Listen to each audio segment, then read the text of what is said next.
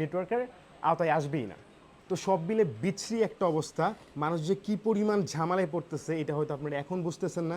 এটা যখন 6 মাস বা 1 বছর পরে এটা কী পরিমাণ প্রবলেম ফেস করবেন তখন আপনারা রিয়েলাইজ করতে পারবেন। এটা আমাদের কাছেই এত কমপ্লেক্স লাগতেছে, তাহলে বুঝতে পারেন সাধারণ মানুষের কী অবস্থা। মানে সরকার এরকম একটা সিস্টেম করতেছে মানুষকে কিভাবে বেশি ঝামেলায় ফেলানো যায়, বা জটিল একটা প্রক্রিয়া এটা, যেটা পৃথিবীর কোনো দেশে নাই আমার জানা মতে, যেটা বাংলাদেশে হতে যাচ্ছে।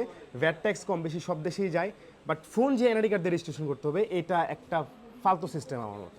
এইটা আসলে পুরোটা একটা সিন্ডিকেট, বিকজ কয়েকটা কোম্পানি চাচ্ছে যে আপনারা বাধ্য হয়েও তাদের ফোনগুলো ব্যবহার করেন। ওই কয়েকটা কোম্পানির আপনারা চাইলে যেন অন্য কোনো ব্র্যান্ডের ফোন ইউজ না করতে পারেন, কারণ যখন যেগুলো আপনার বাংলাদেশে আসবেই না বা হিউজ পরিমাণ দাম থাকবে তখন সাধারণ মানুষ সেই ফোনগুলো আসলে কিনতে পারবে না, তখন তারা বাধ্য হয়ে ওই ফোনগুলো ইউজ করবে।